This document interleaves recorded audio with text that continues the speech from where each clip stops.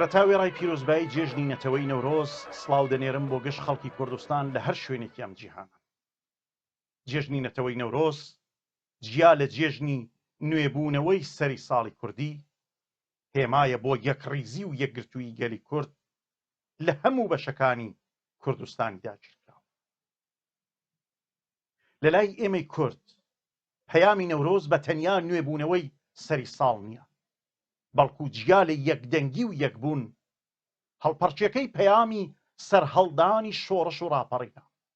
ئاگرەکەی ئاگری قین و تۆڵەیە لە داگیرکەرانی کوردستان. لە یەک ڕستەدا نەورۆز پەیامی هەوڵ و تێکۆشان بۆ گەیشتن بە سەربەخۆیی و ئازادی کوردستانی پێیە. لە هەلومەرجێکدا یادی نەورۆزی کوردەواری دەکەینەوە کە خاکی کوردستان لەلایەن داگیرکەرانی ئێرانی، عێراقی، تورکی و سووریەوە داگیر کراوە و لەو نێوەدا ئێرانیەکان بە هەموو هێز و توانایەنەوە لە هەوڵدان فەلسەفەی نەورۆزی کوردەواری بەلاڕێدا بەرن و بە قازانجی فاشیزم و بیری شۆڤینیزمی فارس و ئێرانی کەڵکی لێوە. نەورۆز جێژنی سەرکەوتن و سەربەخۆیی گەلی کوردە، بەڵام ئێرانەکان وەک چۆن هەمیشە پیلانیان بۆ دزین و لەناوبردنی ناسنامە، مێژوو، فەرهەنگ، کولتور، زمان و شناسی نەتەوەیمان داڕشتووە، ئێستاش دەیان هەوێ وانیشان بدەن کە ئێمەی کورد لەگەڵ ئەوان تاریخ و مێژوو و فەرهەنگی هاوبەشمان هەیە. داگیرکەرانی کوردستان بە پێڕەوکردنی سیاسەتی یەک ئاڵا، یەک نەتەوە و یەک وڵات و لە ئەنجامدا یەک زمان و یەک فەرهەنگ و کولتور و مێژوو بە شێوەی سیستماتیک و بەرنامە بۆ داڕێژرا و لە خزمەت بە بەرژەوەندەکانی فارس و ئێرانی خەریکی بەڕێوەبردنی سیاسەتی ئاسیمیلاسیۆن و تواندنەوەی گەلی کوردن.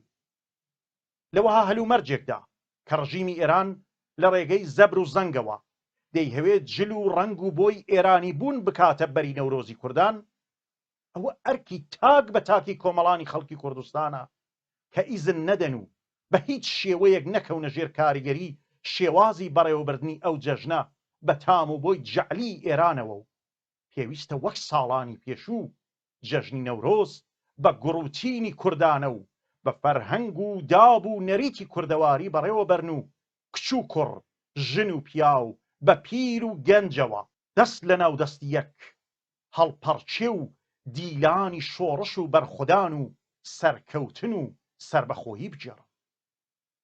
پێویستە بە وشیاری زیاترەوە هەنگاو بۆ بەرەو بەدەوڵەتبوونی کوردستان باوێن و لە دەرفەتەکان بە قازانجی نەتەوەی کەڵک وەرگرین. گۆڕانکاری گرنگ و چارەن و ساز بۆ گەلی کورد لە ئاستی ناوچەی و جیهانیدا بەڕێوەیە. بۆیە دوژمنانی سوند خواردووی گەلەکەشمان بە هەستکردن بەو مەترسیە لە پەلەقاژەی دوا ڕۆژەکانی مەرگیاندان. مزگێنی بێ خەریکین هەنگاو بەرەو ئاسۆیەکی ڕونداوێن و ڕۆژ و خۆر و هەتاوی کورد لە ڕۆژهەڵاتەوە سەر دەردێنێ.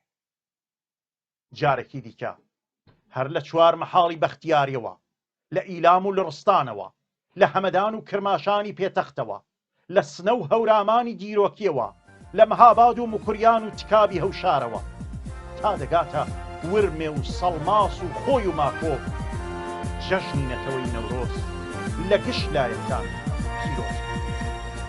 جەژنەکانی کوردستانە جەژنی نەورۆزە، بەگشتی ئاگر ئەنووسم جەژنە پیرۆزە.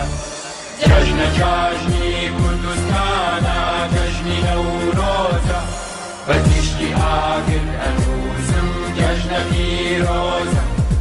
چاوەی ئاگر گەل و جانمە، باوەڕی بەرزی کوردستانمە.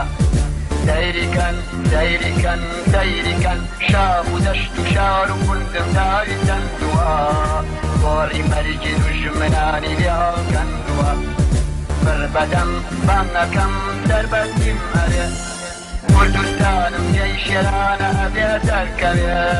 بەربەدەم بانگەکەم سەربەستیم هەرێ، کوردستانم جێی شێرانە ئەبێ دەرکەوێ. مایەی شانازی ما بسوت يمون لينم برونا شيلشم ما في كردستانم